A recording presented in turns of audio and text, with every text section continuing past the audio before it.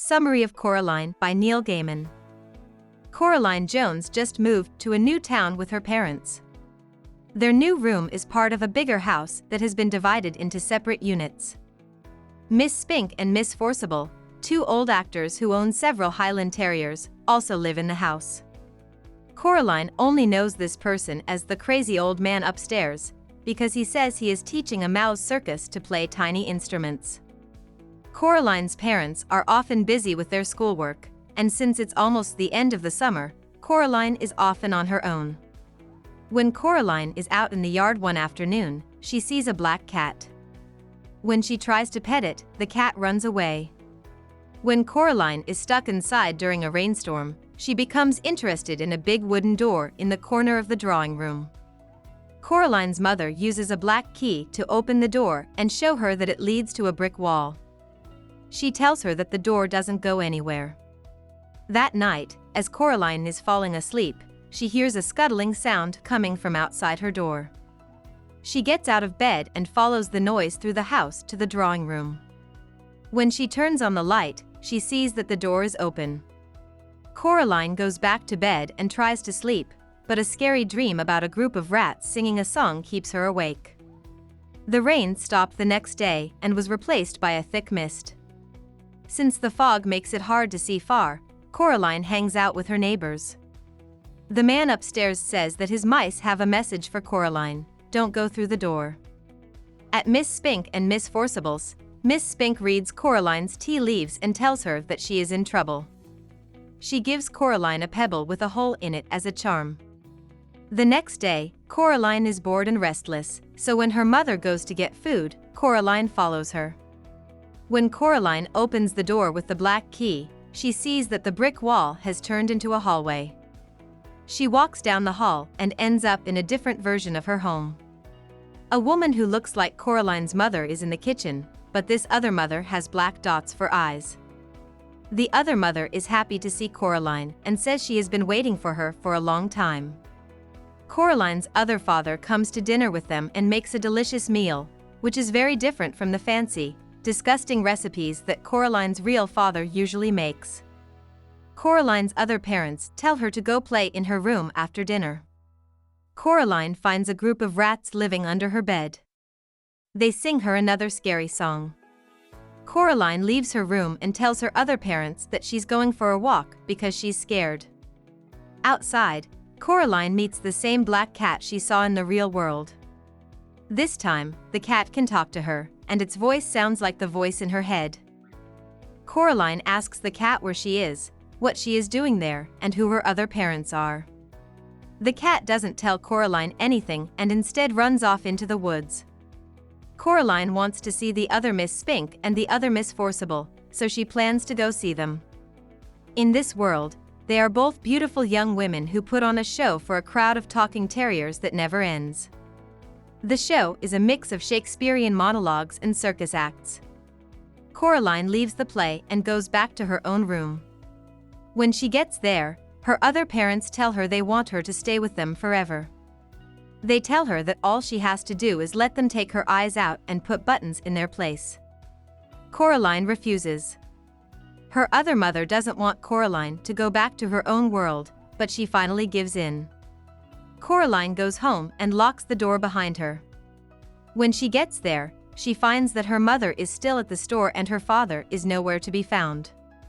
Coraline goes to see Mrs. Spink and Forcible, makes herself dinner, and goes to bed, where she cries herself to sleep. In the middle of the night, the cat hits her face with its paws, waking her up. She asks the cat to take her to her parents, and the cat leads her to the hall mirror, where she can see her parents standing. They make the glass foggy and write "Help US." Coraline puts on shoes and a robe and opens the door again with the key. Coraline tells the cat a story about a time when she and her father were being chased by wasps as they walked down the hall. Her father was badly stung, but he knew he had to go back to get his glasses, which he had dropped near the nest. Coraline says that it takes real courage to go back into a scary situation even though you know how scary it is. Coraline's other mother is waiting for her at the other end of the hallway. Coraline asks her other mother where her parents are. The other mother tells Coraline that her parents have left her. Coraline won't accept the lies that the other mother tells. The other mother has one of her rats get the black key, and Coraline asks why there isn't a similar one in this world. The other dad says there is only one key. Infuriated, the other mother tells the other father to shut up and tells Coraline to go to bed. Coraline is afraid to sleep in her other room, so she asks the cat what her other mother wants with her. The cat thinks that the other mother wants either something to love or something to eat. Coraline asks the cat how she can get away, and the cat tells her that creatures like the other mother like to play games, so Coraline should challenge the other mother to one. When Coraline wakes up in the morning, she goes to the kitchen where her other father is ready for her. When Coraline asks him about the other mother, he refuses to say or can't. Coraline tries to look around the house, but the more she walks, the less there is to see. When Coraline goes back to the house, she meets the other mother there. She wants to know what the other mom has done with the girl's parents. Because Coraline is being so rude, the other mother drags her down the hall, opens the mirror, and throws her into a trunk. Coraline can hear people and feel shapes around her inside the dark cupboard. She soon figures out that there are also 3 kids in the cupboard. The kids say that the other mother, who they call the beldam, which is another word for witch, brought them all here like she did with Coraline. Some of the children look like they have been stuck for hundreds of years, and they are just shells of who they used to be. The other children beg Coraline to find their souls, which are spread through the world of the other mother, and save them. As Coraline is falling asleep, one of the children tells her to look through the stone. The next morning, Coraline's other mother lets her out of the closet and makes her a delicious breakfast. Coraline eats with reluctance.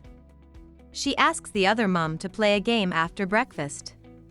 If Coraline wins the Finding Things game and finds the souls of the other 3 children and her own parents, the other mother must let them all go.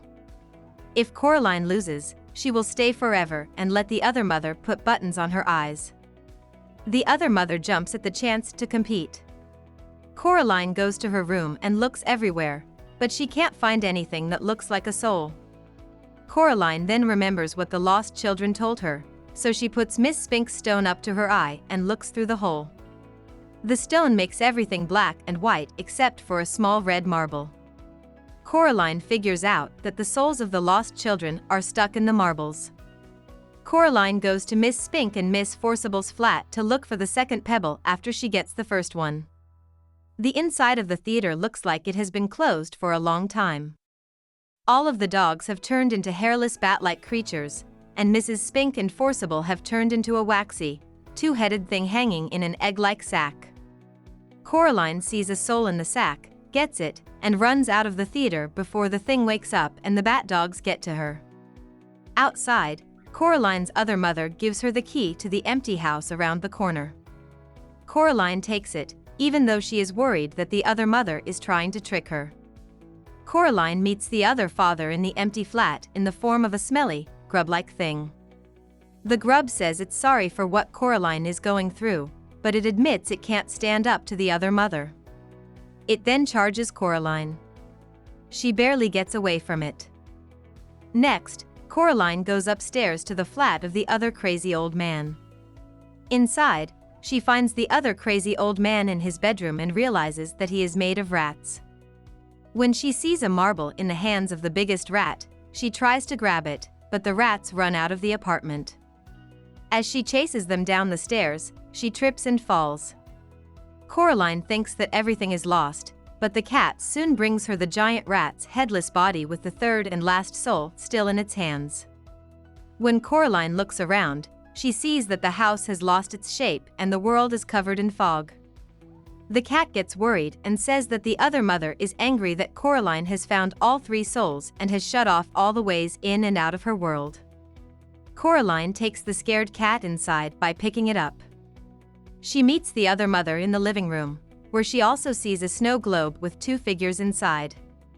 Coraline figures out that it must be her parents because she doesn't have a snow globe on her shelf. Coraline gets the other mother into opening the door to the hall. She then throws the cat in her face, grabs the globe off the mantel, and runs down the hall.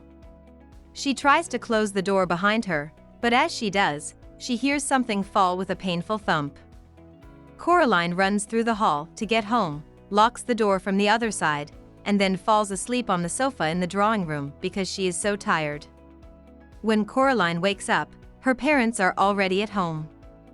They don't seem to know or remember being stuck in the world of the other mother. Coraline is happy that they are back. She lets them work in peace all afternoon, and for dinner, she eats the recipe that her father makes. That night, Coraline has a dream about a picnic in a field with the 3 lost children. The kids thank Coraline for saving them, but they tell her that the beldam is not done with her yet. Coraline wakes up from her dream when she hears a familiar scurrying sound in the hallway. She gets up, follows the scurrying to the front door, and opens it to look outside. Coraline is scared when the other mother's hand rushes between her legs and out into the garden. She thinks the hand is looking for the black key. Coraline starts to wear the black key around her neck as time goes on. The hand tackles one of Miss Spink and Miss Forcible's dogs, shows up at Coraline's bedroom window, and upsets the crazy old man's mouse circus. Coraline knows that she has to get rid of the other mother for good. She comes up with a plan to catch the hand in a deep well near her house at the edge of the woods. After setting up a fake tea party with some old toys, Coraline lures the hand onto a thin paper tablecloth that hides the well. She then drops the hand and the key into the well and covers it with heavy wooden boards. The cat looks on from afar and gives Coraline a wink of approval. Coraline goes home, spends the night with her parents, and falls asleep to the sounds of the mouse band practicing their instruments. The next day, Coraline will start a new year at a new school, but she knows that nothing there can scare her anymore. About the author. Neil Gaiman is known all over the world for his darkly imaginative fantasy and science fiction works, which include comic novels, books for children, and books for adults. Neil Gaiman was born in Portsmouth to Jewish parents who became Scientologists soon after he was born. C.S. Lewis's The Chronicles of Narnia and J.R.R. Tolkien's The Lord of the Rings were 2 of the books that influenced him as a child. Gaiman's father, David, was the head of the UK branch of the Church of Scientology. Because of the controversial practices of the church, David Gaiman was often involved in public relations scandals. As a child, Gaiman moved from school to school and has said in interviews that he was a feral child who was raised in libraries. He's also said that he's not a Scientologist himself. Gaiman started out as a writer and biographer in the 1980s. He wrote books about the band Duran Duran and the author of The Hitchhiker's Guide to the Galaxy, Douglas Adams. In the early 1990s, when his DC Comics series Sandman became famous all over the world, Gaiman's writing career took off for real. Gaiman's best-known books are Stardust, Good Omens, American Gods, and The Ocean at the End of the Lane, which he wrote with Terry Pratchett. Hugo Awards, Nebula Awards, and Bram Stoker Awards have been given to American Gods and Coraline. In 2008, The Graveyard Book won Gaiman the British Carnegie Medal and the American Newbery Medal for excellence in writing for children. Gaiman's work has been used in a lot of films, radio shows, and TV shows.